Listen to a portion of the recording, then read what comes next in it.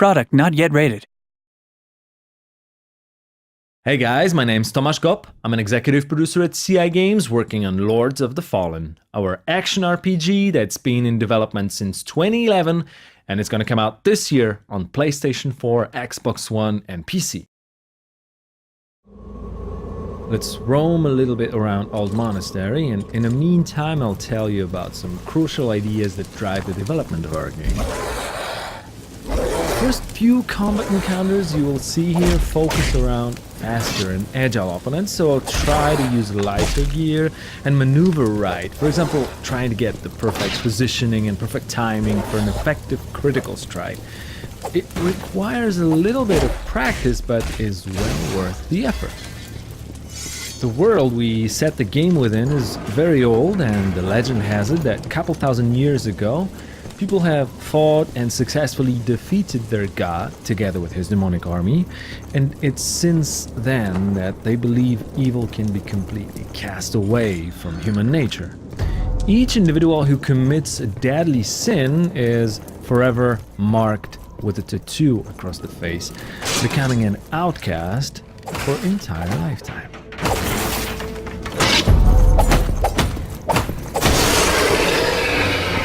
Anybody here?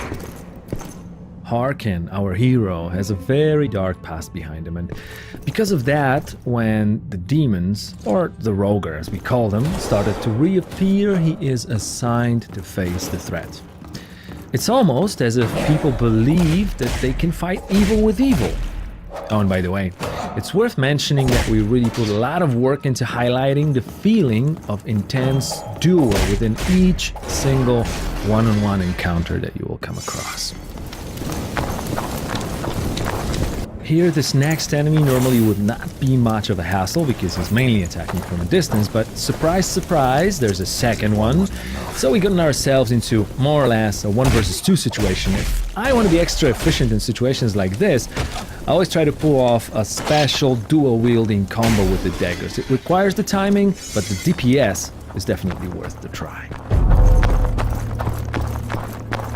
The game will also unlock new worlds for you to explore once you advance on the story path, but the ones you just left are not locked away from you. It's not only possible, but also very encouraged to re-explore the places you've already visited, and the new areas will open up, presenting you with new loot and new opponents.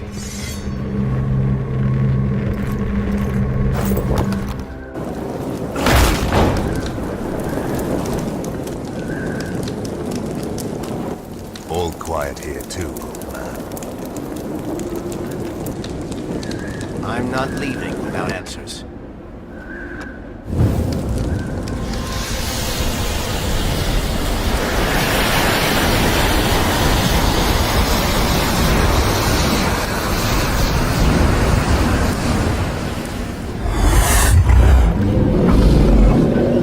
This one here is a different type of opponent. He's bigger, stronger, more aggressive, but also he's not defending himself, so we'll try a different type of timing with this guy, using a heavier gear. Since we're not a slasher, certain things will not work, like mashing the button, for example.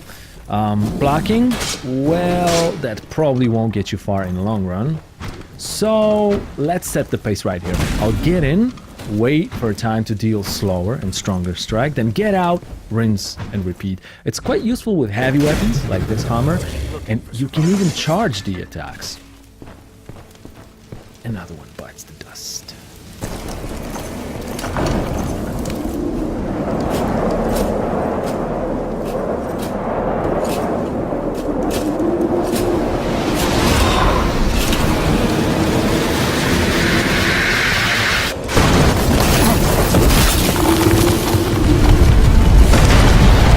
Okay, let's jump straight into a boss fight now. This is going to be the first boss of the game. We call him First Warden.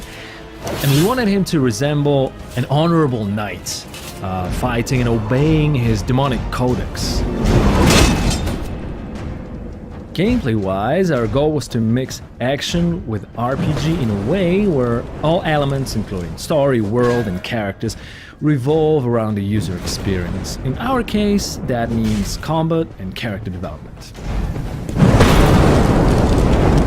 Basically, there are two main pillars of combat in Lords of the Fallen: melee fighting and magical, supernatural skills. The first one is fairly tactical and rewards players who like the feeling of learning and that special sense of becoming proficient at game mechanics.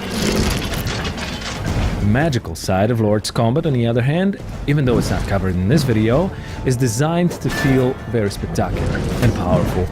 But that is also not the only reward that counts with using it. Our goal was to give players the means to distribute the process of learning how to play the game along the time they choose. You'll always be able to use magic at times when the difficulty spikes, so it's up to you if you want to use advanced strats instead, especially if that might get you a better loot. There are 3 character classes that you can choose from at the start of the game: Warrior, Cleric and Rogue, and they will determine the set of spells that manifest your playing style. Apart from that, the statistics of a character, the gear that you want to use, can be freely mixed regardless of its suggested class association. For example, if you're more into heavy weapons but still want to keep that light rogue armor, there's no reason not to try this combination out. Or defensive play with a shield or an offensive dual weapon approach, they both can be mastered and become lethal with enough skill and persistence.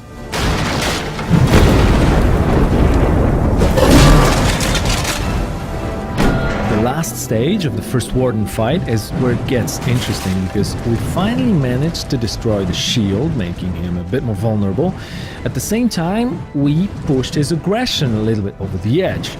If you remember not to get greedy and deal too much damage at too short amount of time, you can make it. Just please try to avoid his special attack, as it can stun lock you, and of course, we wouldn't want that, would we?